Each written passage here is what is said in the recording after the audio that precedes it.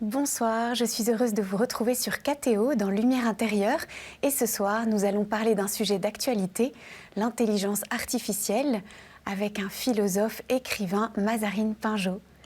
Bonjour Mazarine Pinjot, merci de nous rejoindre sur KTO. Merci de m'inviter. Avec grande joie. Vous êtes philosophe, vous êtes professeur à Sciences Po Bordeaux, vous êtes écrivain. Votre premier roman c'était en 98 ? Ouais. Il s'appelait Roman, non ? Premier roman. Premier roman. Ouais. Premier roman. Puis vous avez écrit Bouche cousue, votre autobiographie en 2005. Et puis récemment, l'année dernière, non ? Vous avez sorti 11 quai Branly, Ouais. avec cette expérience tout à fait particulière pour vous de retourner dans ce lieu où vous aviez grandi dans votre adolescence. Votre enfance s'est plutôt déroulée à la campagne. Dans quelle région déjà, rappelez-le nous ? Non, j'ai grandi à Paris. Ah, c'était à Paris, je crois que oui. c'était pas en Auvergne.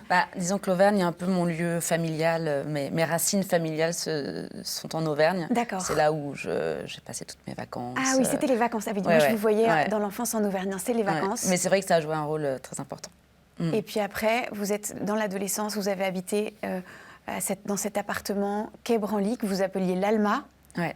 Et on vous a demandé, dans cette espèce d'expérience qui s'appelle Retour chez soi, donc c'est une collection dans laquelle les écrivains retournent pendant 24 heures vivre dans un lieu qui les a marqués. Et on vous a demandé de chercher un lieu qui vous a marqué et vous avez choisi ce lieu. Absolument. Cet endroit un peu étrange pour moi et dont j'avais jamais fait le retour par définition, je n'y étais jamais retournée, mais également je le contournais en passant devant. Enfin, c'était un lieu qui avait une charge très négative et c'est la raison pour laquelle j'ai décidé d'y retourner pour essayer de la dissoudre et parce que c'est un lieu qui est à la fois un lieu de fonction.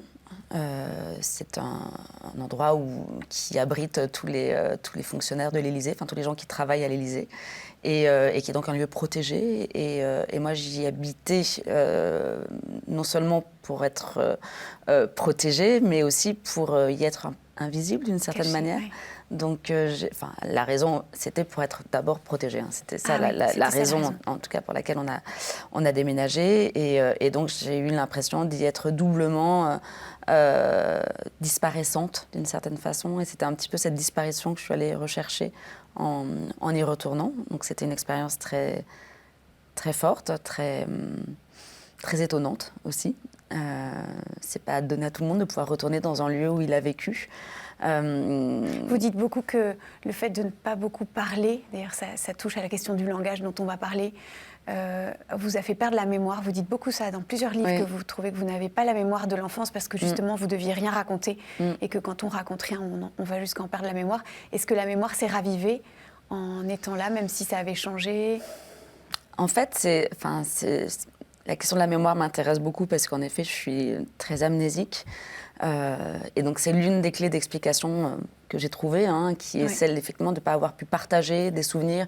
Je pense que les souvenirs se gravent lorsqu'ils sont partagés, communiqués, dits, redits, presque dans une forme de rituel, où on regarde des photos à plusieurs et on se rappelle, tu te souviens. Et c'est comme ça que les choses, finalement, se forment. Et en revenant là-bas, je ne dirais pas qu'une mémoire m'est revenue, d'autant plus que c'était une vie très quotidienne que j'y ai vécue. Il n'y avait pas d'événements marquants qui faisaient que ça serait venu s'inscrire définitivement dans ma mémoire comme un haut fait de mon adolescence. En revanche, ce qui est intéressant, c'est que malgré tout, le corps, lui, se souvient. Il se souvient de tout, en fait. Il se souvient, il retrouve ses réflexes, les bruits des clés, du portail qui se ferme, la lumière dans la cuisine. Enfin, il y a quelque chose dont le corps se souvient que la mémoire visuelle est moins prompte à retrouver. D'autant que ça avait un peu changé. Ça avait changé sans changer. Comme c'était un logement de fonction, en fait, ça n'a pas. Enfin, il a été rafraîchi, on va dire, parce qu'il était vraiment un peu vieillot quand on y était. Et donc, il a été rafraîchi. Les gens n'ont pas choisi les mêmes lieux, la même chambre pour dormir. Enfin voilà, il y a des petits changements, mais fondamentalement, ça reste le même dans sa géographie intérieure. Et Donc, oui et non, quoi. Ça avait changé, ça avait un peu bougé, mais c'était quand même resté tel quel. Et donc, oui, le corps se souvient de... C'est très étonnant, d'ailleurs. Bon, pour autant, ça ne fait pas non plus ressurgir une mémoire... Complètement oubliée. Des choses qui reviennent. Non. Je crois pas... Enfin, oui, on peut revivre des choses. C'est comme dans une situation de transfert, en fait, ou chez un analyste, on peut revivre des choses parce que soudain, voilà, mais parce qu'effectivement, on est mis en condition pour revivre quelque chose. Donc ça, éventuellement, ça peut... Mais c'est très difficile d'arriver à dire en mots des sensations, des émotions. C'était d'ailleurs aussi l'intérêt de l'écriture de ce livre, c'était d'arriver à capter quelque chose de très flou, de très diffus, à la fois très présent, mais très difficile à mettre en forme, parce que précisément, c'était un peu informe. Et il fallait en même temps être précis sur ce que ça faisait éprouver. Et en même temps, c'était une précision sur quelque chose de diffus. Donc c'était très intéressant comme expérience littéraire également. Et ça vous a transformé? Vous diriez que cette étape d'être revenu, d'avoir écrit, maintenant, quelques mois sont passés? Ça a posé quelque chose. Transformé, je ne sais pas, parce que je pense que toute écriture, tout livre transforme un peu, vous fait avancer à un endroit, sans qu'on sache trop où d'ailleurs. Hein. On n'est pas du tout maître de ce qu'on fait, enfin, un minimum, mais en réalité, il se passe quelque chose d'autre. On n'est pas propriétaire totalement de son écriture ni de l'expérience qu'on est en train de mener, d'une certaine façon. Et donc, chaque livre nous amène quelque part. Donc, ça transforme. Pour autant, je me méfie toujours de l'idée d'une écriture thérapeutique où quelque chose serait résolu par la grâce de l'écriture. Non, je pense qu'on est toujours dans une quête et qu'on continue à chercher, on trouve. On porte en soi des blessures quand même. Oui, on les guérit pas. En fait, je ne sais pas ce que ça veut dire. Bien sûr, on les guérit, mais on vit avec. Les choses ne s'effacent pas, mais... aussi, c'est grâce à ça que vous êtes ce que vous êtes. Donc, je ne parlerai pas même pas de blessure, en fait, dans le sens où une blessure, c'est comme si on était vierge de tout et qu'il nous arrivait quelque chose et qu'après, bon, ça arrive dans la vie, mais quand c'est l'histoire de votre enfance, bon, c'est votre enfance, c'est tout. Oui. C'est pas... voilà, c'est celle-ci et c'est ce dont vous êtes le produit. Donc, je ne sais pas comment ça aurait été autrement, comment... Oui, bien sûr. Mais voilà, c'est cette histoire-là. Ça aurait pu être une autre. Et cette histoire-là, elle m'intéresse aussi parce qu'elle raconte... Enfin, elle m'intéresse comme si j'étais extérieure à elle, mais elle m'intéresse justement en tant qu'écrivain par rapport à la question de l'enfance, qui est celle de tout le monde, quelle que soit justement son histoire. Et comment la question du langage, du secret, du nom, quand même, du nom NOM, de l'illégitimité, comment tout ça construit un rapport au monde. Ouais. Alors peut-être que vous avez envie de nous partager pourquoi vous avez écrit ce livre sur l'intelligence artificielle, l'inappropriable, livre qui sort en février là, 2026. Donc vous posez la question du rapport de l'intelligence artificielle générative au langage. Peut-être qu'on peut commencer par redéfinir les termes pour nos téléspectateurs. Oui. L'intelligence artificielle générative, donc qui produit un contenu original. Voilà, c'est ça. En fait, l'intelligence artificielle, elle existe depuis très longtemps. Ouais. Elle est présente sans même qu'on s'en aperçoive. L'intelligence générative, c'est celle qui produit du langage comme sur ChatGPT, le chat, qui crée un contenu, on lui pose une question, elle répond. Voilà. Donc tout le monde, je pense, a fait l'expérience au moins, même si on n'en est pas un grand usager, quoique c'est vite addictif, hein, mais d'un chat, quoi, d'interroger ce robot pour lui demander n'importe quoi. Ça peut être prépare-moi mes vacances, une recette de cuisine, ou est-ce que tu peux me faire cette dissertation, ce qui est plus problématique pour un prof, parce que tout travail qui est fait à la maison, nécessairement est fait à l'aide de l'IA, enfin quasiment nécessairement. Il y a encore quelques étudiants qui résistent, mais franchement, c'est super rare. Et donc, effectivement, on lit de plus en plus d'intelligence artificielle soi-même lorsqu'on est prof. Donc, et ça, vous les repérez Eh bien, précisément, la question de l'intelligence artificielle générative est beaucoup plus difficile à repérer qu'un plagiat quelconque, puisqu'elle génère un contenu qui est neuf. Alors, il n'est pas neuf dans la mesure où il vient récupérer des données qui sont déjà existantes et qu'il produit par statistique un contenu. Mais en revanche, il est original. C'est-à-dire que c'est pas, on ne peut pas retrouver, si on le met dans les détecteurs de plagiat, il ne peut pas retrouver un texte qui aurait été copié tel quel. Et donc, c'est la grande difficulté. Alors, vous évoquez une sorte de langage lisse, sans erreur. Alors, en fait, ce qui m'intéresse, je pense qu'on est très nombreux à s'intéresser à l'intelligence artificielle, générative. Je précise générative, parce que moi, ce qui m'intéresse spécifiquement dans la question de l'intelligence artificielle générative, c'est précisément qu'elle produise du langage. Oui. Or, le langage, pour un certain nombre de penseurs, c'était considéré comme le propre de l'homme. C'est-à-dire ce qui nous différencie de tout le reste du vivant.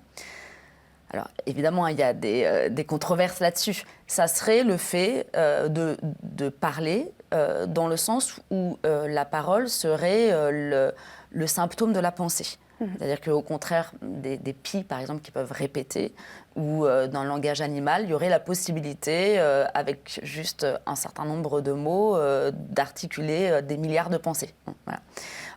Ce que peuvent moins faire les animaux qui sont assujettis à un système de communication, mais d'une certaine manière, ça serait toujours plus ou moins les mêmes gestes pour pouvoir communiquer. Ça. Donc pour un certain nombre de philosophes, après on peut rediscuter de cette définition-là, mais pour un certain nombre de penseurs, le langage, c'est vraiment ce qui fait notre spécificité. Or aujourd'hui, la machine peut parler, quoi. Mais peut parler comme vous et moi, c'est-à-dire qu'elle peut parler ou écrire ou répondre sans qu'on puisse différencier sa production de langage de celle d'un être humain. Et donc là, c'est quand même extrêmement troublant de se dire que ce qui faisait la spécificité de l'homme, aujourd'hui, est partagé par la machine, mais de manière équivalente. En termes de produits. C'est-à-dire qu'on peut lire, si je demande à ChatGPT, je ne sais pas, de me dire est-ce que tu peux m'écrire je sais pas, ma journée d'hier, j'ai fait ci, j'ai fait ça, etc. Puis il va me dire ce que j'ai fait. Enfin, je lui aurais donné quelques éléments, bien sûr, mais il va me l'écrire. Ou si je lui demande quelles sont les meilleures adresses de restaurants à Paris, il va me donner une liste en fonction de mes goûts. Bon, bref, il répond à toutes les questions. Il n'est jamais pris en faute de ne pas savoir, et quand il ne sait pas, il le dit. Enfin, il y a une formule, je dis il, en plus, vous voyez, même dans la grammaire, c'est difficile de ne pas l'anthropomorphiser. Le prendre comme un sujet. Exactement, de projeter sur lui ou sur ça des qualités humaines. Et on sait que les jeunes, d'ailleurs, l'utilisent beaucoup comme un ami imaginaire. Absolument. Donc, encore plus que pour chercher du contenu, mais pour quelqu'un qui va... Enfin, pour Absolument. Quelque chose qui va nous répondre et avec lequel je vais pouvoir mystérieusement rentrer en relation, mais d'une manière un peu fantoche. Et donc la grande question qui se pose, c'est d'abord quelle est la différence entre le langage de la machine et celui de l'homme ? Est-ce que ça peut encore être considéré comme quelque chose qui nous permet de distinguer les hommes du reste du monde ? Bon, visiblement plus. Et donc, on peut se reposer la question, mais alors, quelle est la différence entre l'intelligence humaine et l'intelligence artificielle ? Enfin, se repose cette question. Ou qu'est-ce que c'est vraiment le langage humain, ce que vous faites vous, finalement ? Bien sûr. Et donc, qu'est-ce que c'est que le langage humain ? Et qu'est-ce que c'est aussi que le langage de la machine, qui en réalité est un algorithme, un calcul.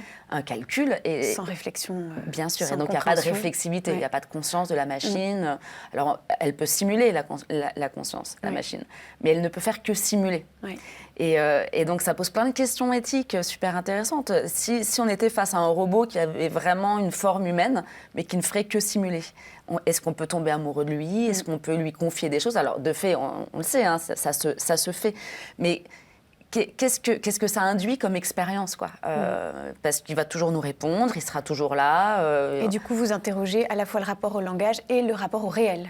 Et voilà, et donc c'est là où je voulais effectivement en venir, c'est que le problème du langage, c'est que le langage, il a plusieurs fonctions, il en a même plein, mais notamment, alors il y a celle de communiquer, donc les animaux communiquent, les hommes communiquent, est-ce que les machines communiquent ? Première question. Et puis il y a celle de dire le réel. Lorsque je parle, certes c'est pour communiquer avec vous, là on discute, mais c'est aussi pour pouvoir vous dire quelque chose du réel, de ce qui s'est passé, voilà, je vais vous raconter ma vie affective, ou bien voilà ce qui m'est arrivé hier, ou bien je sais pas, mon chien a été malade, je vous raconte quelque chose qui a eu lieu. Le problème, c'est que donc ce langage n'a un sens que parce qu'il se réfère à quelque chose d'extérieur à lui. Et c'est comme ça que je vais vous apprendre quelque chose ou vous parler de quelque chose qui me concerne, etc. Ce quelque chose, lui-même, il ne relève pas du langage. Mon chien était malade cette nuit, c'est pas une question de langage, c'est mon chien a vraiment été malade cette nuit, mais j'ai besoin d'utiliser le langage pour vous le dire. Le problème de la machine, et donc, là, avant d'arriver au problème de la machine, c'est que le langage est le lieu de la vérité. Je dis ou pas la vérité.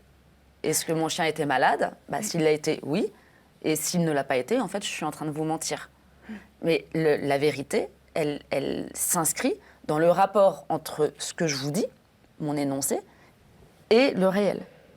À partir du moment où le langage n'est plus du tout référencé au réel, puisque tout ce qui vient de ChatGPT ou de n'importe quelle IA générative est en réalité en circuit clos, fonction effectivement d'un calcul, de statistiques, de data, et donc fonctionne de manière parfaitement autonome, complètement en dehors de toute référentialité au réel.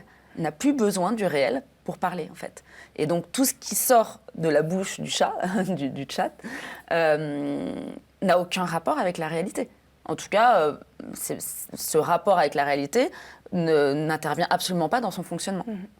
Et donc à partir de là, ça pose quand même la question de la vérité. Du coup, tout ce qui sera sur la toile, ou tout ce qui sera produit par l'intelligence artificielle générative, n'aura plus aucun rapport avec la vérité. En tout cas, on va continuer à approfondir ce sujet dans la suite. On va passer à la deuxième partie de l'émission. Je vais vous donner des mots. Et à partir de ces mots, on pourra revenir sur ces questions parce que là, vous nous avez mis en appétit. Merci beaucoup. À tout de suite.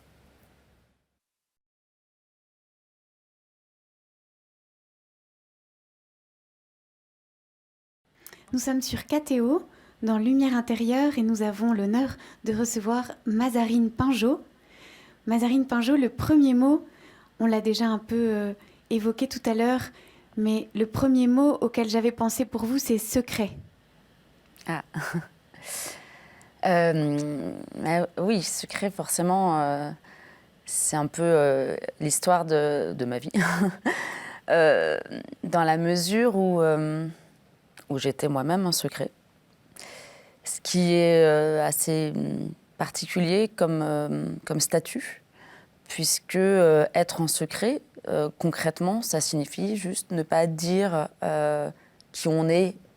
En réalité, qui on est, ça veut dire, quand on est enfant, qui sont ses parents. Quel est son nom, son propre nom de famille, qu'on ne dit donc pas, ou qu'on ne porte pas. Et qui est donc une forme de clandestinité, je dirais. Parce que c'est toujours compliqué d'expliquer ce que ça veut dire être en secret. On est quand même en chair et en os, on se réveille, on dort, on mange, on va à l'école, on a une vie normale, mais on ne peut pas dire qui on est. Voilà, c'est un secret d'identité. Secret d'identité que je devais être et tenir.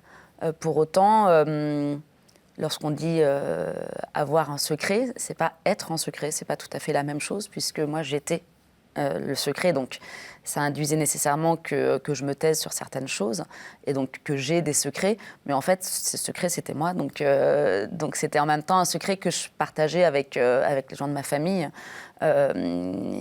évidemment, et puis quelques amis, mais assez peu nombreux, et donc voilà, c'était vraiment un statut d'identité ou de non-identité, je ne saurais pas trop comment le définir. Et donc, évidemment, ça vous a énormément marqué. Et ce qui est assez frappant dans les livres dans lesquels vous évoquez cela, c'est que vous ne paraissez pas du tout en colère. Il n'y a aucun moment où on a l'impression que vous êtes vraiment en colère contre les adultes qui vous ont fait porter quand même un fardeau très lourd. Non, je ne suis pas en colère parce que c'est notre vie. Voilà, je ne sais pas si elle aurait pu être autrement. Je pense que mes parents ont fait au mieux. En réalité, pour comprendre ça, c'est que moi, j'étais un secret, entre guillemets, mais l'histoire d'amour de mes parents était elle-même secrète. Autrement dit, je suis née dedans. C'est pas comme si on m'avait infligé quelque chose tout à coup qui aurait changé le sens de ma vie. C'était ma normalité. Et c'est plus tard, effectivement, que je me suis rendu compte que bon, c'était en effet un petit peu lourd à porter, mais je sais pas, c'est pas du tout ma manière de faire que d'incriminer les autres. Je pense pas que ça soit très intéressant, en tout cas pour moi, ni que ça donne une clé ou quoi que ce soit. Je pense que mes parents ont fait encore une fois comme ils ont pu, qu'il n'y avait aucune mauvaise intention, malignité, perversion là-dedans, qu'ils en ont aussi, d'une certaine manière, subi les conséquences, parce que ce n'était pas complètement simple pour eux non plus. Et voilà, c'était une situation un peu exceptionnelle, je l'admets, mais bon, c'était celle-ci. Donc non, je suis pas en colère. Et puis brutalement, ce secret est révélé et on voit bien dans vos écrits à quel point c'est violent, en fait, ce moment. Et vous dites, ce secret, c'était comme votre identité et votre mission. Donc quand tout à coup il est révélé, non seulement il y a la violence d'être sur toutes les bouches, dans toutes les lèvres, mais en plus, vous exprimez bien que le sens de votre vie même semble s'effondrer. Oui, à ce moment-là, c'est vraiment un effondrement intérieur, hein, parce que j'ai continué ma vie, même de manière volontariste. Je me dis, je change rien, je me lève le matin, je vais en cours. Vraiment, j'ai essayé d'être hyper...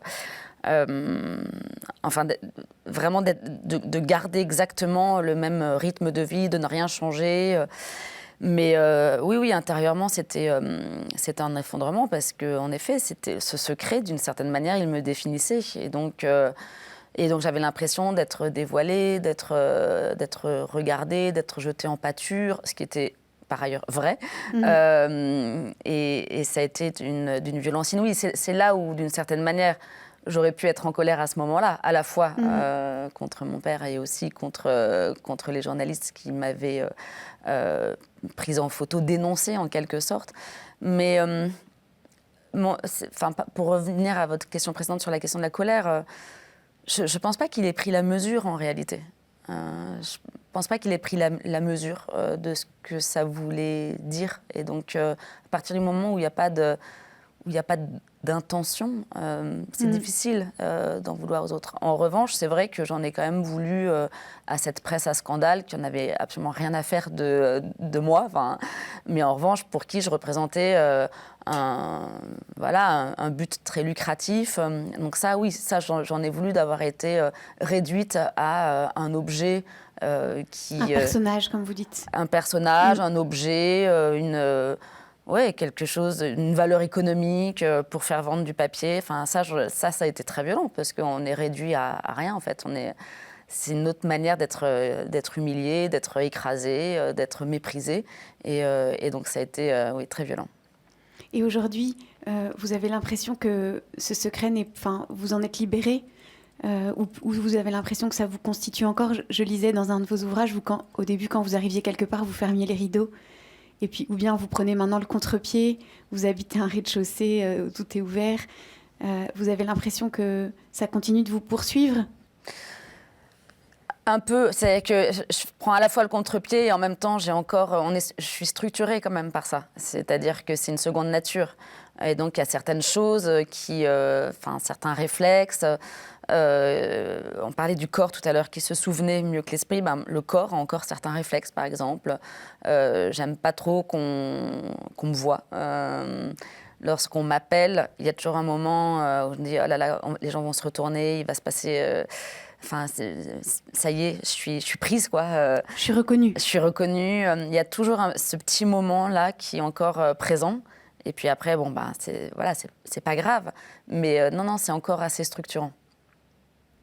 Alors peut-être qu'on peut passer maintenant au deuxième mot, ce mot qu'on a aussi déjà commencé à regarder, ce mot qui est l'objet de votre livre, langage. Le langage, c'est pour moi essentiel, alors pour tout le monde, hein, mais le rapport que j'ai au langage, il est compliqué du fait du secret, hein, puisque le secret, ça signifie ne pas dire. Et vous l'avez d'ailleurs, vous l'avez porté comme une sorte de protection. D'ailleurs, on sent bien que vous voulez protéger votre père et que vous vous taisez pour le protéger aussi. Je le protège lui, je protège notre famille, je protège notre histoire, je protège tout en fait. C'est toute notre vie, le fonctionnement de notre vie que je protège. Et donc voilà, être en secret, c'est ne pas dire, et surtout ne pas dire l'essentiel. Et par conséquent, le langage devient compliqué lorsque vous parlez sans devoir dire. Alors soit c'est du bavardage pour meubler, soit vous vous taisez. Et moi, j'étais assez mutique, j'ai l'impression. Après, on n'a jamais... je ne sais pas comment les autres me voyaient, mais je pense que j'étais pas très bavarde. Et ça a toujours été une question. Le fait de parler, c'est pour moi toujours un acte un peu à la fois transgressif et en tout cas qui ne va pas de soi ou qui n'est pas anodin. C'est jamais anodin, voilà. En tout cas, vous dites que vous ne mentez pas, vous le dites plusieurs fois, que vous essayez toujours de ne pas mentir.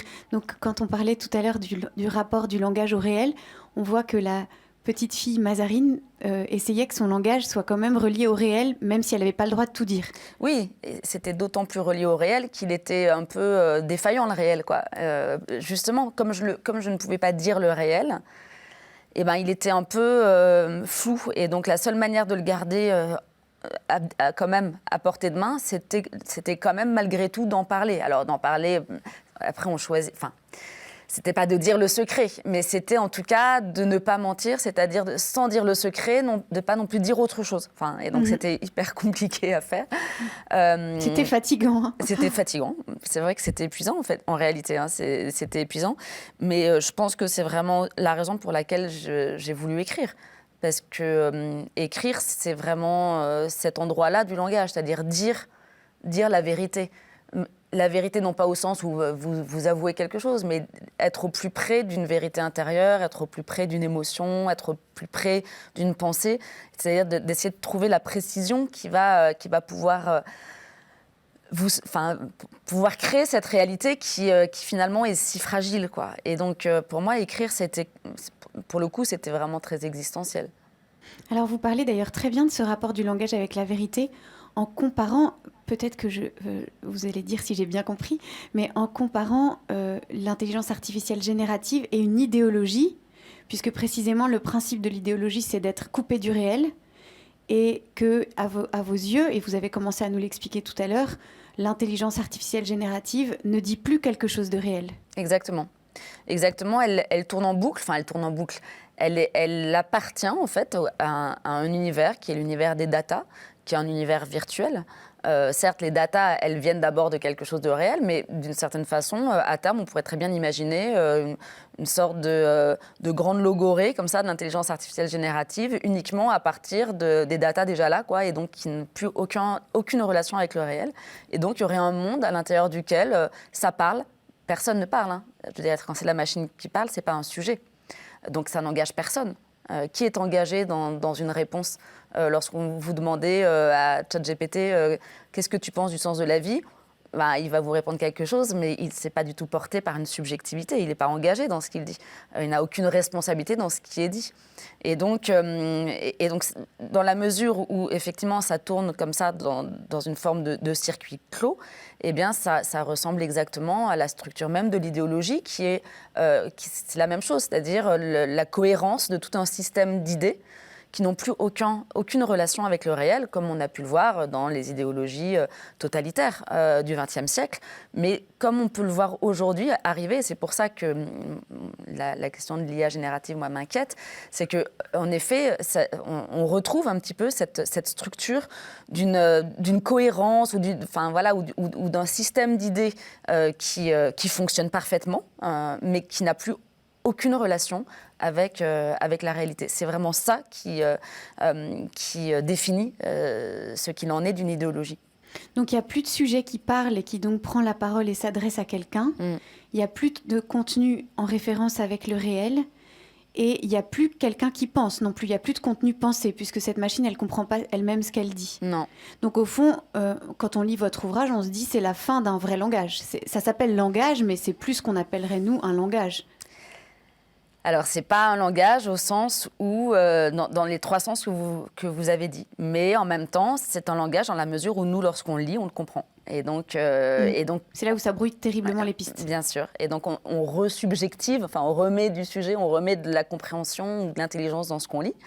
Ça nous aide énormément. Enfin, je ne suis pas du tout technophobe au sens où je considérerais que c'est que négatif, etc. Ça peut être une aide extraordinaire. Quand on fait de la recherche, par exemple, c'est génial. Mais c'est génial parce qu'on arrive à en faire quelque chose, c'est-à-dire à le récupérer pour le réinscrire dans une pensée qui est celle d'un sujet. Mais en revanche, en effet, c'est un langage qui est dépourvu de toutes les vertus, en quelque sorte, du langage, c'est-à-dire les vertus qui seraient celles juste d'être dans une relation d'altérité avec un autre. Et ça, pour le coup, la machine n'est pas une altérité. D'où le danger pour effectivement les jeunes qui discutent avec leur ami numérique. Enfin, ça n'est pas une altérité. Et aujourd'hui, où on est quand même dans un monde de crise, ça n'aura échappé à personne, et où la question de l'altérité est vraiment en danger, est en crise. C'est ça dont c'est ça le problème aujourd'hui. Enfin, il pourrait se décliner de plein de façons différentes, mais l'un des grands enjeux, c'est la fin de l'altérité. L'autre n'est plus un autre, l'autre est un outil, l'autre peut être écrasé, l'autre est une portion congrue. On voit dans le retour d'une géopolitique de la force comment l'autre est considéré. Eh bien, la machine, le fonctionnement même de la machine va dans le sens d'un déni et d'une destruction de l'altérité. Et donc, c'est ça qui me semble être extrêmement dangereux. Tant que c'est juste un outil qui est utilisé à bon escient, il n'y a aucun problème. Mais le problème, c'est que cet outil crée une telle tentation de projection anthropomorphique, c'est-à-dire, comme il parle, on imagine qu'il pense. Que ça va créer ou ça va entériner une forme de solitude de chacun, une forme de clôture sur soi et d'isolement. Alors peut-être avant de passer au troisième mot, j'avais juste envie de revenir sur une de vos phrases qui m'avait alertée et qui m'avait fait penser à l'Évangile, parce qu'on est quand même sur Cathéo ici, Mazarine Pinjot. Alors cette phrase, c'est « Le calcul, avec la machine, vous avez écrit « Le calcul précède le verbe ». Alors, je ne sais pas si vous me voyez venir avec mes gros sabots, mais moi, je pensais à l'évangile de Jean qui commence « Au commencement était le Verbe ». Et ça m'a beaucoup frappée en vous lisant de me dire, là, il y a le calcul qui précède le verbe, donc le calcul précède une pensée et une relation, alors que l'évangile de Jean a l'air de dire qu'au commencement du monde, il y a un logos, mais un logos qui est une raison, qui est une pensée, qui est une sagesse et qui est un dialogue. Est-ce que ça vous parle, au commencement était le logos, au commencement était le verbe? Bien sûr. Et je pense, moi je ne suis pas du tout assez calée pour faire cette herméneutique, mais il y aurait des choses extraordinaires à faire de ce point de vue-là, sur la question du verbe, le verbe qui est premier.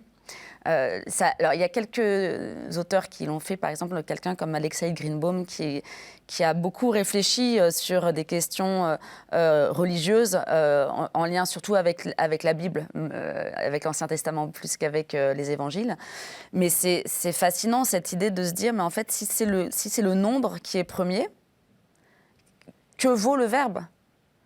Et quand on disait tout à l'heure, le langage, c'est le propre de l'homme, selon certains philosophes, eh bien, on pourrait effectivement se référer aux évangiles et à l'idée que au-delà même du propre de l'homme, c'est le propre du sens, en réalité. Le langage, c'est le lieu du sens. Si le langage est produit par le nombre, qu'en est-il du sens ? Et qu'en est-il de la relation ? Et qu'en est-il de la relation, bien sûr. Et la dernière chose par rapport à ChatGPT ou à un langage qui est produit par une intelligence artificielle, c'est que, d'une certaine manière, on est vraiment dans le dernier avatar du remplacement de la relation par la communication, quoi. Ça communique comme dans les réseaux sociaux. Bon, ça communique, mais il n'y a aucune relation. Il y a un émoticône, mais il n'y a plus de relation. Exactement. En tout cas, je vous ai trouvé finalement assez proche de l'évangile de Jean. Pour vous, au commencement, mais c'est tout à fait possible. Il y a la raison, j'adore le verbe et les la parole.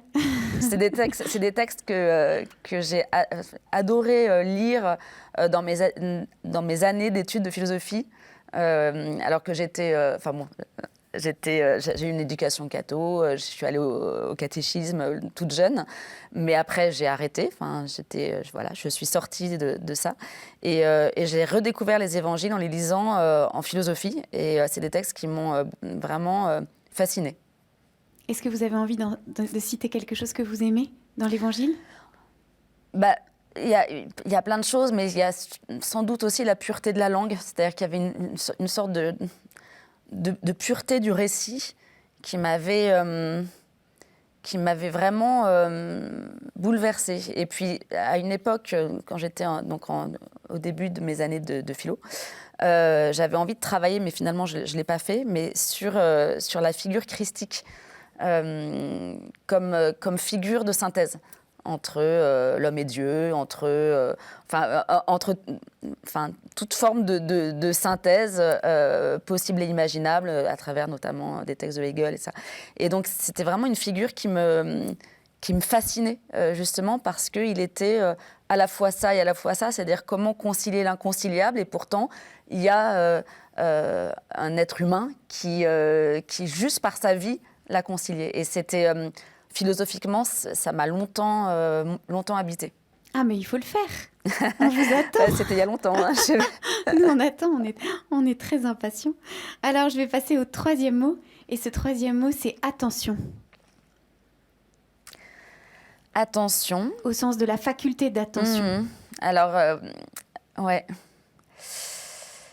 Bah, c'est un peu en lien avec ce qu'on disait tout à l'heure, sur la question de l'altérité. À partir du moment où l'altérité se dissout au profit d'une communication permanente, au profit d'un déni de l'autre, et donc d'une chosification de l'autre, quoi. Forcément, l'attention faiblit, ça va de soi.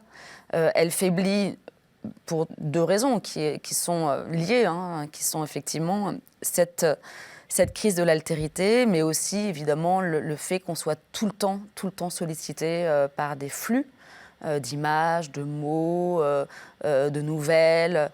Et donc c'est extrêmement difficile de maintenir une attention, parce que qui dit maintenir une attention dit de se mettre en retrait du flux, de garder un espace pour se laisser être étonné, interpellé. Et donc, si on ne fait pas ce pas de côté, qui est hyper difficile à faire, avec toutes les nouvelles technologies, on voit comment on scrolle facilement, le temps qu'on passe à regarder des trucs qui ne nous intéressent même pas forcément, mais voilà, on est capté, quoi. Il y a une captation de notre attention qui fait que c'est extrêmement difficile de récupérer cet écart. Et moi, je suis très sensible à la question de l'écart. Juste ce petit pas de côté qui fait que les choses redeviennent possibles. On peut voir à nouveau ce qui est devant soi. Et donc, oui, l'attention, elle est en perte de vitesse. Oui. Et il faut être très vigilant par rapport à ça. Et vous parlez, j'ai trouvé, ça m'a fait penser d'ailleurs à la philosophe Simone Veil, en vous lisant, vous parlez du but du travail scolaire, qui n'est pas simplement d'accumuler des connaissances comme un robot, mais qui est d'exercer sa pensée critique, d'éprouver le plaisir d'apprendre, et puis aussi de cultiver cette faculté d'attention. Bien sûr, et c'est là où la question de l'intelligence artificielle va réintervenir. C'est que dans la mesure où tout le savoir il est externalisé, puisqu'il suffit de faire un prompt un peu intéressant, et de demander à ChatGPT, je ne sais pas, qu'est-ce qui s'est passé pendant la Commune de Paris. Bon, bref, tout le savoir est à portée du doigt. Eh bien, forcément, ce qu'on va devoir nous travailler de plus en plus, les enseignants, c'est cette capacité de critiquer, de réfléchir, d'être attentif, de s'étonner, d'écouter ce qu'il y a derrière les mots, derrière un texte. Parce que ça, pour le coup, la machine ne peut pas le donner. Et donc, plus la connaissance est à portée de main, plus la faculté critique, et donc ce qu'on appellerait la pensée, en réalité, enfin, le fait de juger, de penser, au sens un peu de Hannah Arendt, qui identifie ces deux termes, plus ce sont ces pratiques de la réflexion qui devront être travaillées en cours, par exemple. Et donc l'attention en fait partie. Parce que tout le reste, c'est là. Et donc on n'a plus besoin d'apprendre par cœur. Alors moi je pense qu'on a quand même besoin d'apprendre par cœur parce qu'il faut muscler un petit peu sa mémoire. Mais c'est vrai que d'une certaine manière, c'est difficile d'arriver à faire admettre à des enfants qu'il faut apprendre par cœur des pages et des pages alors qu'il leur suffit d'écrire une demande en une seconde. Donc voilà, ça va un peu, dans le versant positif de la chose, c'est que ça va un petit peu orienter l'enseignement sur cette capacité critique et cette capacité de réflexion. Alors chez Simone Weil, la philosophe, elle parle de l'attention comme la faculté de la prière. Et justement, vous parliez de l'altérité tout à l'heure, elle dit l'attention, c'est être capable d'être attentif à un autre que soi. Et en définitive, à chaque fois qu'on est attentif à un autre que soi, dans les maths, la poésie ou la littérature, on s'exerce à rencontrer Dieu. Ça vous parle, ça ? Oui, ça me parle. Je ne suis pas croyante. Dans le sens où ça veut rien dire en fait, mais dans le sens où je n'appartiens à aucune église, même si ma culture est catholique. En revanche, je suis extrêmement sensible à la question de la transcendance et même à la question du sacré, que je n'arrive pas à incarner, ou à... Voilà, le grand auteur de ma vie, c'est René Descartes, et donc dans sa 3e méditation, il fait tout ce développement sur l'idée d'infini en moi. Voilà, cette idée, l'idée d'infini en moi, qu'il appelle Dieu, qu'on peut appeler Dieu, qu'on peut appeler, ne pas appeler. C'est quelque chose que j'entends parfaitement, c'est-à-dire que c'est très, très présent. Après, je n'appartiens à aucune église, entre guillemets, dans le sens où je n'ai pas de rapport cultuel à la religion. Mais j'ai cette ouverture à cette petite brèche sans laquelle je vois mal comment on peut vivre. Peut-être que ça nous permet de passer au dernier mot. Et ce dernier mot, c'est après. Alors après, moi, c'est quelque chose...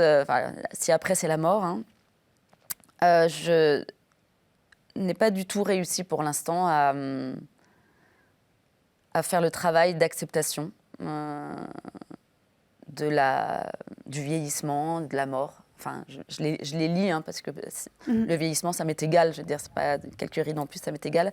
En revanche, le fait d'aller vers ce point... Cette frontière, c'est quelque chose que je n'arrive pas du tout, et pourtant j'y essaye, et je pense que c'est mon grand combat de maintenant, à m'approprier cette idée, à l'apprivoiser. Je suis dans une angoisse sans nom, qui est très douloureuse, mais qui est en même temps le chantier, hein, qui sera le mien. Je n'arrive pas du tout à faire le deuil d'un horizon, je n'arrive pas du tout à faire le deuil de l'idée qu'on ne compte pas le temps. Je dis ça alors que je pense que j'ai toujours compté. C'est pas comme si lorsque j'étais jeune, je me disais mon horizon est formidable et je vais pouvoir faire tellement de choses, parce qu'en réalité, j'ai jamais été aussi insouciante. Mais il y a quelque chose que j'arrive pas, qui me résiste là et qui est très douloureux. Sur l'après, j'ai pas de... Je pense pas, j'en sais rien. Bien sûr, personne n'en sait rien. Mais en tout cas, je ne crois pas positivement à l'idée qu'il y a un après. Et donc, si j'y croyais, je serais rassurée. Et donc, l'idée de la fin m'est vraiment insupportable. Mais insupportable, c'est physique, quoi. Je pense qu'elle l'est pour tout le monde, mais j'y pense beaucoup depuis que j'ai eu 50 ans. Ça a été vraiment un tournant. C'est devenu une pensée assez obsédante de comment je vais faire pour accepter ça. Et vous parlez d'un chantier. Un chantier, ça veut dire qu'il y a quelque chose à travailler, des outils. Ça peut être quoi, les outils pour réfléchir à ce après ? Est-ce qu'il y a un horizon ? Je ne sais pas quels sont les outils, mais je les fabrique au fur et à mesure. S'il y avait des outils, je serais heureuse d'y avoir accès, mais je ne les connais pas. Et je pense que justement, c'est les outils qu'il faut presque construire en même temps que ce à quoi ils servent. Mais c'est quand même un chantier parce que moi, je me bute contre ça. Enfin, c'est présent, c'est omniprésent. C'est en ça que c'est un chantier, parce qu'avant, ça ne l'était pas. J'avais d'autres choses à faire. Et j'ai l'impression que là, la dernière partie de ma vie, c'est ça que j'ai à faire. J'ai fait... Voilà, j'ai mis des enfants magnifiques au monde, j'ai accompli un certain nombre de choses que je voulais faire. J'ai encore des choses à faire, évidemment, hein, dans mon travail, dans ma création, j'espère. Et c'est vrai que d'écrire de ce point de vue-là, c'est infini. Enfin, on peut se dire, il n'y a pas de fin. Et en même temps, on peut se dire, c'est peut-être fini aussi, parce que je ne sais pas où ça va me mener. Donc ça, d'une certaine manière, c'est à la fois rassurant, mais pas rassurant. Mais bon, en tout cas, il y a un chemin, quoi. Mais pour le reste, donc voilà, j'ai l'impression que maintenant, la grande question, ça va être celle-ci. Mais je suis un peu démunie, en réalité, face à ça. Mmh. Donc l'idée de la résurrection, par exemple, vous dites que la figure du Christ vous parle. Mais quand vous entendez que certains ont cru qu'il était ressuscité, comment vous réagissez par rapport à ça? J'ai pas de... J'en sais rien. Je suis pas de... Vous entendez ça? En fait, je trouve que l'idée est magnifique. Mm-hmm. Et moi, ce qui m'intéresse dans l'idée de résurrection ou dans l'idée de synthèse, hein, puisque c'était là-dessus que c'est toujours comment penser ensemble des choses incompossibles, enfin incompatibles. Ce qui va bien, en effet, avec la figure de Jésus, vrai Dieu, vrai homme. Exactement. Oui. Et en fait, ça, c'est quelque chose que je continue, enfin voilà, qui est un peu un fil rouge de ma réflexion. Sur comment on pense la synthèse sans que ça soit non plus une synthèse au sens uniquement d'une réconciliation et après on peut passer encore à autre chose. C'est-à-dire que c'est une synthèse où les deux, où Dieu reste Dieu et les hommes restent les hommes. Ouais. On n'est pas engloutis. On n'est pas engloutis. Voilà, c'est ça. C'est pas une fusion. Non. Et en fait, ça, c'est une figure qui me passionne. Mais je ne peux pas dire que j'y crois, dans le sens où je croirais à quelque chose. C'est une figure qui stimule en permanence ma pensée parce que je trouve qu'elle est fascinante et elle demeurera toujours fascinante, mais elle ne peut pas se transformer en quelque chose. Je ne sais pas comment le dire. C'est une figure de pensée qui n'est pas juste théorique. Hein. Pour moi, c'est ça la pensée, c'est que la pensée, elle se heurtera toujours à quelque chose qu'elle ne peut pas penser. Et pourtant, elle n'arrête pas d'y penser. Mais est-ce que là, c'est pas plutôt quelqu'un ? Non, justement. Pour vous, c'est pas quelqu'un ? Non, c'est pas quelqu'un ni quelque chose. Enfin, ça s'incarne pas. Je peux pas le penser en quelque chose que je pourrais décrire. D'accord. Ce qui m'intéresse, c'est de continuer de penser quelque chose que je peux pas penser. Mmh. Et cette limite-là, je la trouve extraordinairement fertile. Et quand on écrit, c'est ça qu'on fait. On cherche toujours à capturer ce qu'on n'arrive pas à capturer. On n'y arrive jamais. C'est pour ça qu'on continue. Et parce que ce qui est à capturer n'est pas capturable. Et en fait, c'est cette tension-là, moi, qui m'habite. Mais je ne peux pas la transformer en une histoire, ou en quelque chose de réel, ou en quelque chose d'incarné.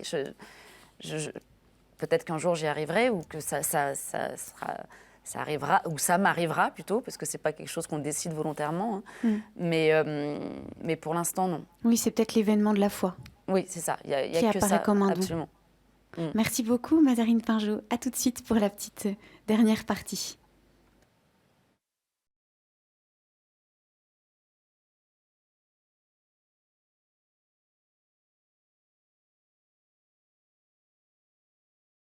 Pour conclure, on a le droit de vous demander du coup ce qui est inappropriable. Déjà, ce mot-là, ce qu'on ne peut pas s'approprier, au fond, ça touche la question de l'altérité, ce qui reste... Moi, à la fin de la lecture, je me demandais si c'était pas penser l'altérité, penser la sortie d'un monde, penser l'après. Bah oui. Qu'est-ce que vous en pensez ? C'est ça. L'inappropriable, c'est l'altérité. C'est inappropriable dans tous les sens du terme. Donc je peux jamais mettre la main dessus. Je peux même pas le penser. Et pourtant, encore une fois, je le pense puisque on en parle. Donc on parle bien de quelque chose, mais ce quelque chose, il nous échappe. Donc l'inappropriable, c'est ce qui n'est pas récupérable. Alors évidemment, également par le système marchand, par le consumérisme, par le capitalisme, enfin quelque chose qui résiste aussi à la marchandisation. C'est quand même très important de le dire, parce qu'il y a peu de choses finalement aujourd'hui qui résistent à la marchandisation. Même l'amour, ça devient un marché. Or, il y a en nous quelque chose d'inappropriable, et dans la relation à l'autre, il y a quelque chose d'inappropriable, et c'est ça qui en fait la richesse. Et donc ça, c'est ce qui est spécifiquement humain pour vous? Alors exactement, c'est ça qui permettrait de distinguer une intelligence artificielle d'une intelligence humaine. L'intelligence humaine, elle a une relation avec l'absolu. Inappropriable, ça serait quelque chose... Enfin, quand je dis l'absolu, c'est ce qui n'est pas relatif. Et ce qui est tout à fait contradictoire, parce que si je suis en relation avec... ce avec quoi je suis en relation, forcément, est relatif à moi. La relation, c'est être relatif à. Or, nous sommes en relation avec quelque chose qui n'a pas de relation, puisqu'il est précisément inappropriable. Il n'est pas relatif à nous. Il est autre part, autre chose, différemment, ailleurs et inappropriable. Et c'est ça, effectivement, l'idée d'une altérité, qui est ce que Lévinas disait très bien, la relation à la non-relation. Je suis en relation à la non-relation.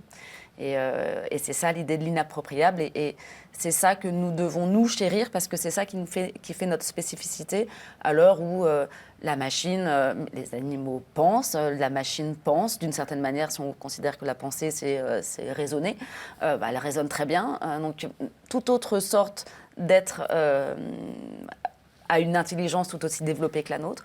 En revanche, ce qui fait notre spécificité, c'est cette relation à la non-relation, et donc à l'inappropriable. Merci beaucoup, Mazarine Pinjot. Vous nous avez fait réfléchir ce soir. Merci infiniment. Merci à vous. Vous pouvez retrouver cette émission sur ktotv.com. Et je rappelle votre actualité, l'inappropriable, dont on a bien parlé ce soir, qui sort en février 2026. Merci beaucoup. Merci.